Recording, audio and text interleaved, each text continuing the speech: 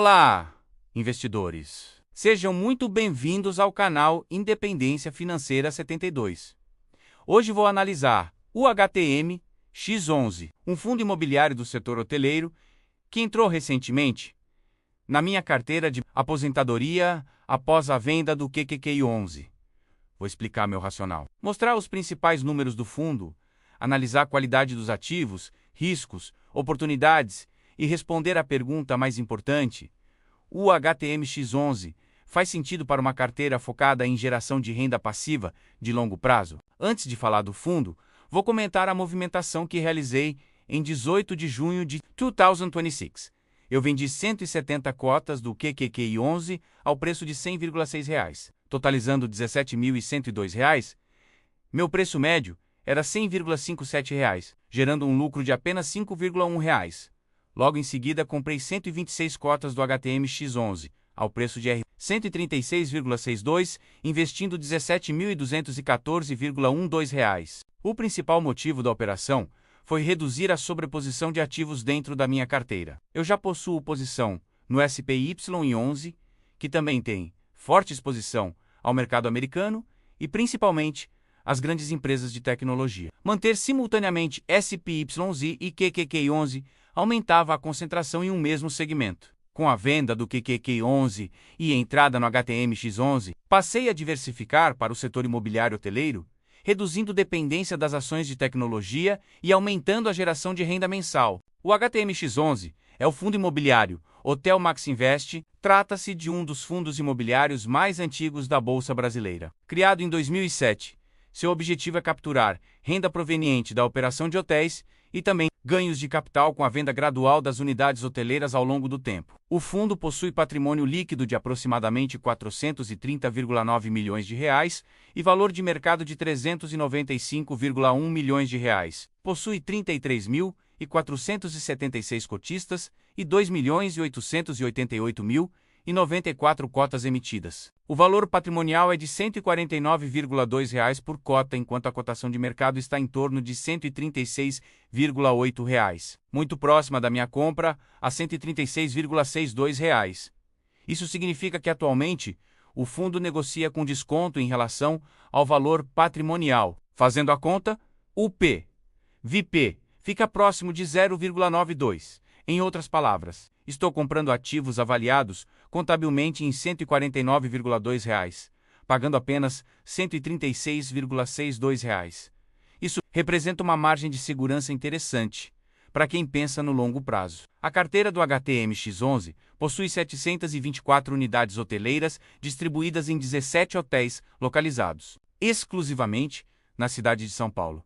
Essa concentração geográfica é um dos principais pontos que precisam ser observados. Por um lado, São Paulo é o maior centro corporativo do país e concentra boa parte dos eventos, feiras e congressos realizados no Brasil. Por outro lado, o desempenho do fundo depende fortemente da economia paulistana e da demanda corporativa local. Entre os principais hotéis presentes na carteira estão Aibas Morumbi, Novotel Morumbi, Ibis Styles, Faria Lema, Gran Stamplaza, Aibas Congonhas, Aibas Ibirapuera, Stamplaza Internacional e outros empreendimentos reconhecidos pelo mercado. A gestão busca manter ativos bem localizados em regiões corporativas estratégicas como Berrini, Chucre Zaidan, Itaim Bibi, Vila Nova Conceição, Jardins e Congonhas. Em termos de qualidade dos ativos, considero o portfólio bastante sólido. Aproximadamente 79% dos quartos são operados pela Accor, uma das maiores administradoras hoteleiras do mundo. As bandeiras Aibas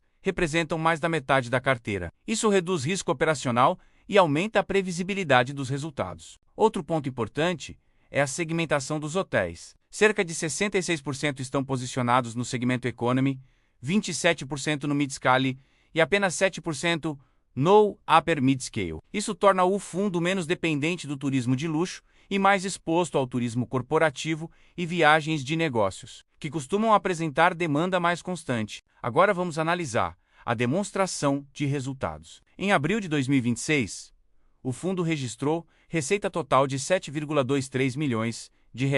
As receitas vieram de 3 fontes principais. A primeira foi a operação dos hotéis, que gerou aproximadamente R$ 4,16 milhões. A segunda foi o lucro na venda de unidades hoteleiras, que gerou cerca de 2,77 milhões de reais. A terceira foi a receita financeira proveniente das aplicações de caixa, totalizando aproximadamente 305 mil reais. As despesas foram relativamente baixas, cerca de 530 mil reais no mês. Como resultado, o lucro total atingiu 6,7 milhões de reais ou 2,32 reais por cota. O dividendo distribuído foi de 1,2 real por cota. O dividend yield patrimonial informado é de 10,77% ao ano e o dividend yield sobre mercado é de 11,75% ao ano. Para uma carteira de aposentadoria focada em renda passiva, esse nível de distribuição é bastante atrativo. Um aspecto interessante do HTMX11 é sua reserva acumulada. O fundo mantém aplicações em renda fixa que ajudam a suavizar oscilações de caixa. Em 2026, já acumulou aproximadamente 1,05 milhões de reais em receitas financeiras. Isso contribui para a estabilidade dos rendimentos. Observando os indicadores operacionais dos hotéis, os números mostram recuperação consistente. A taxa de ocupação alcançou 70%, contra 57% no mesmo período do ano anterior. A diária média chegou a R$ 652.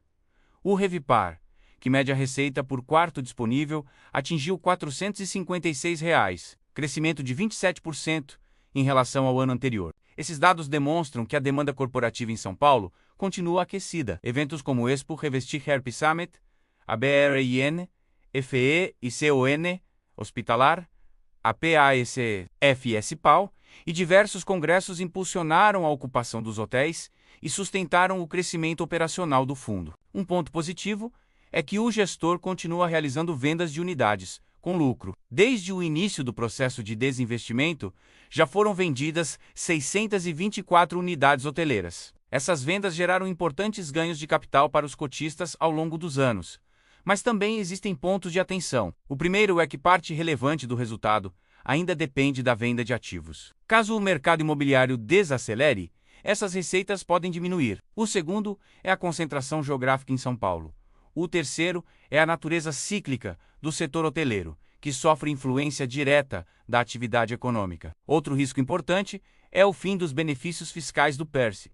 Durante os últimos anos, o setor hoteleiro foi beneficiado por incentivos tributários. O encerramento desses benefícios pode pressionar a rentabilidade operacional dos hotéis nos próximos exercícios. Também vale destacar que o fundo não utiliza alavancagem financeira relevante. Isso é um aspecto positivo para investidores conservadores. A ausência de dívidas significativas reduz riscos financeiros e aumenta a resiliência em momentos de crise. Quando comparo o HTMX11 com outros fundos imobiliários voltados para a renda, percebo que ele oferece uma combinação interessante de geração de caixa, potencial de valorização patrimonial e exposição a um segmento diferente dos tradicionais fundos de logística, lajes corporativas e recebíveis imobiliários. Para minha carteira de aposentadoria, a entrada do HTMX11 faz sentido principalmente pela diversificação. Ao vender o QQQ11, reduzi concentração em tecnologia americana e passei a ter participação em um segmento imobiliário, que possui dinâmica própria e fontes diferentes de geração de renda.